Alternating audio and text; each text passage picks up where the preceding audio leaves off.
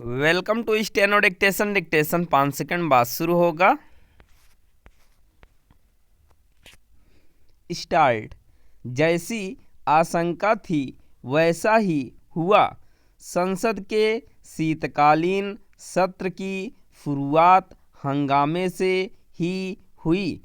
सबसे अधिक हंगामा मतदाता सूचियों के विशेष गहन पुनरीक्षण यानी एसआईआर को लेकर हुआ।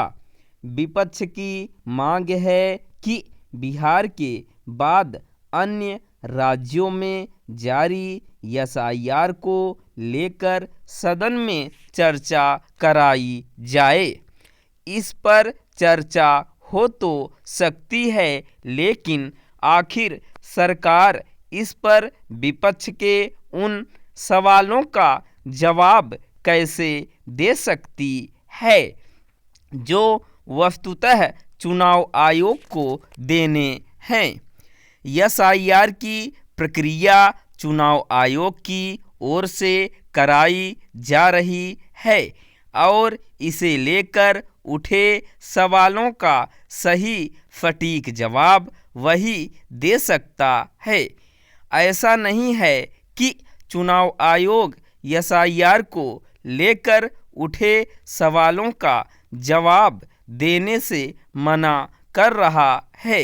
वह राजनीतिक दलों के प्रतिनिधियों से मुलाकात के समय तो उनके सवालों का जवाब दे ही रहा है। सुप्रीम कोर्ट के समक्ष भी अपनी स्थिति स्पष्ट कर रहा है। बिहार में एसआईआर को लेकर सुप्रीम कोर्ट में न जाने कितनी बार सुनवाई हुई। इस दौरान चुनाव आयोग ने विपक्षी दलों के वकीलों की ओर से उठाए गए हर सवाल का जवाब दिया। चूँकि सुप्रीम कोर्ट ने बिहार में एसआईआर पर रोक लगाने की आवश्यकता नहीं समझी, इसलिए यह सहज ही समझा जा सकता है कि वह चुनाव आयोग के जवाब से संतुष्ट रहा। अब 12 राज्यों में एसआईआर को लेकर सुप्रीम कोर्ट में सुनवाई हो रही है।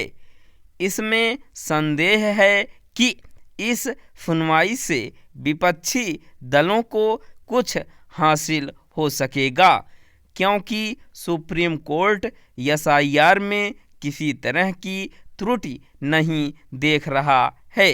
एसआईआर पर रोक की सूरत इसलिए भी नहीं दिखती क्योंकि बिहार की तरह अन्य राज्यों में भी ऐसा होना समय की मांग है।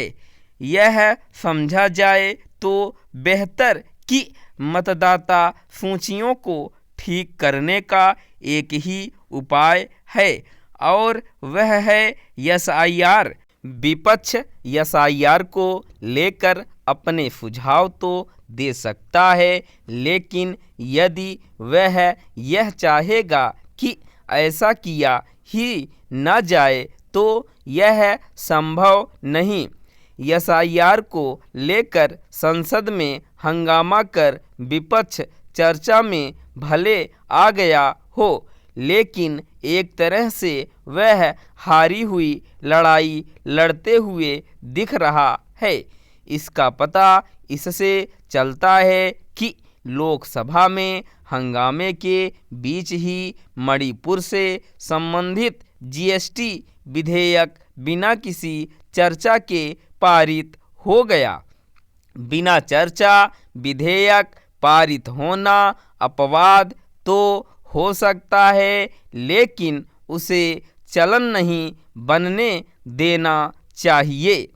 संसदीय प्रक्रिया के लिए यह कोई शुभ संकेत नहीं कि विधेयक बिना किसी चर्चा के पारित हो जाए। यदि विधेयक बिना चर्चा पारित होने लगेंगे तो फिर संसद सत्र बुलाने का औचित्य ही खत्म हो जाएगा। हैरानी नहीं कि संसद के इस सत्र में कुछ और विधेयक बिना चर्चा के ही पारित हो जाएं। इस सिलसिले को रोका जाना चाहिए और यह तब रुकेगा जब पक्ष विपक्ष संसद चलाने को सर्वोच्च प्राथमिकता देंगे। स्टॉप।